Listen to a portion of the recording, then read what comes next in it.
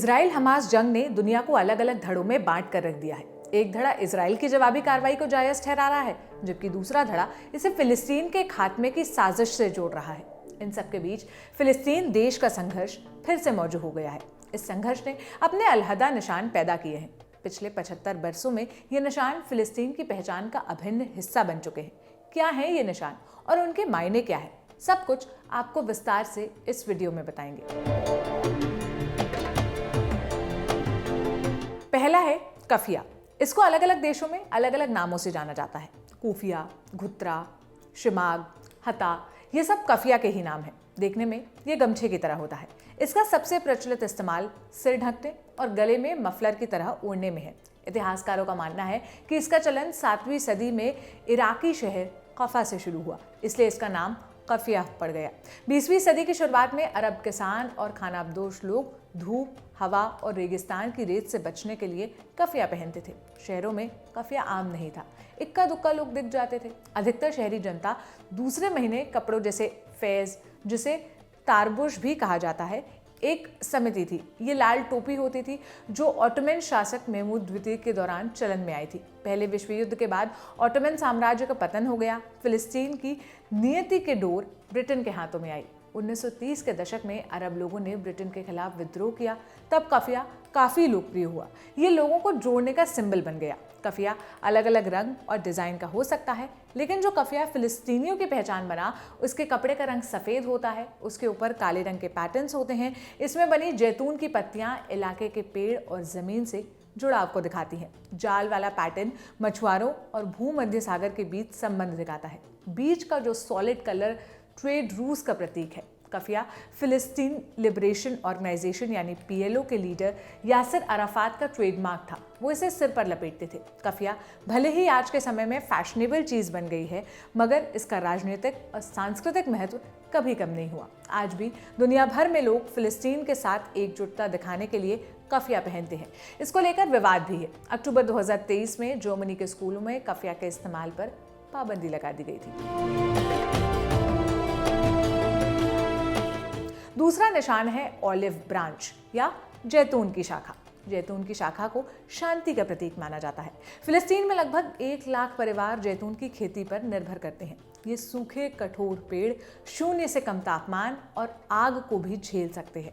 जैतून का इस्तेमाल तेल, साबुन और फर्नीचर बनाने में होता है। ये फिलिस्तीन की इकोनॉमी में बड़ा रोल निभाता है। 1974 में PLO के तत्कालीन नेता यासिर अराफात ने संयुक्त राष्ट्र महासभा को संबोधित करते हुए कहा था, आज मैं एक हाथ में जैतून की शाखा और दूसरे हाथ में स्वतंत्रता सेनानी की बंदूक लेकर आया हूँ। जैतून की शाखा को मेरे हाथ से गिरने मत देना।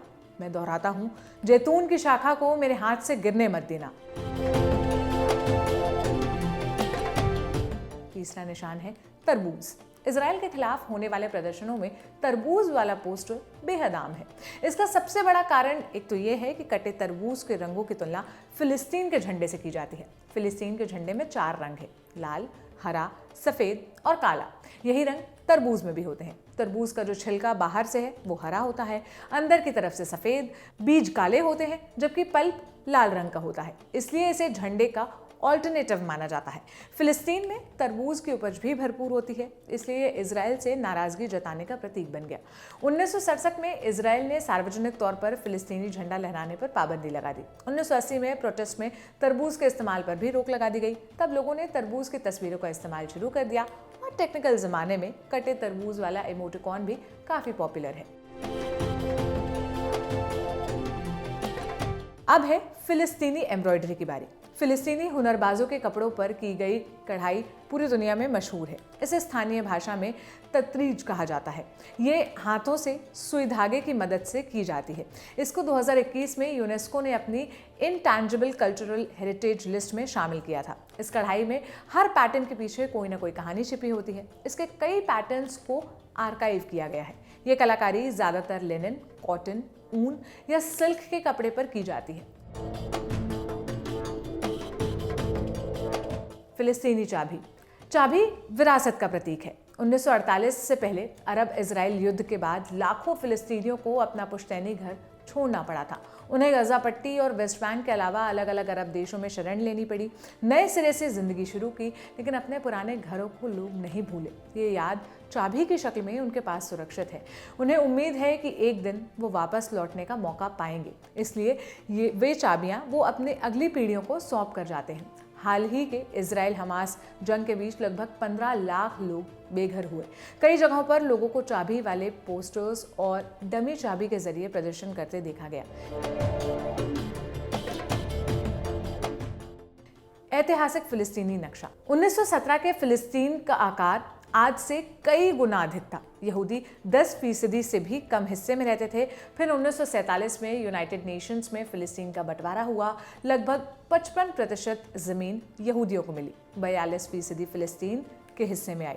जेरूसलम शहर का कंट्रोल इंटरनेशनल कम्युनिटी को मिला। 14 मई 1948 को इजराइल की स्थापना हो गई। इसके अगले दिन पहला अरब इजराइल युद्ध शुरू हुआ। उसके बाद 1967 और 1973 में भी इजराइल की अरब देशों से भिड़ंत हुई। इसमें इजराइल जीता। फिलिस्तीन को मिला जमीन पर उनका कब्जा बढ़ता गया। आज फिलिस्तीन वेस्ट बैंक और गाजा पट्टी तक सिमट कर रह गया है। संप्रभु फिलिस्तीन देश की स्थापना भी नहीं हो पाई है, लेकिन फिलिस्तीनी आज भी 1917 वाले नक्शे को भूल नहीं पाए हैं। उनके आभूषणों और कपड़ों में वो नक्शा अक्सर दिख जाता है। अब इस वीडियो में इतना ही। आपको ये जानकारी कैसी लगी हमें कमेंट बॉक्स में बताइएगा। सारी जानकारी मेरे साथी दीपेंद्र गांधी ने जुटाई थी। मेरा नाम सोनल है। देश और दुनिया की तमाम खबरों के लिए आप ललन टॉप देखते रहिए। शुक्रिया।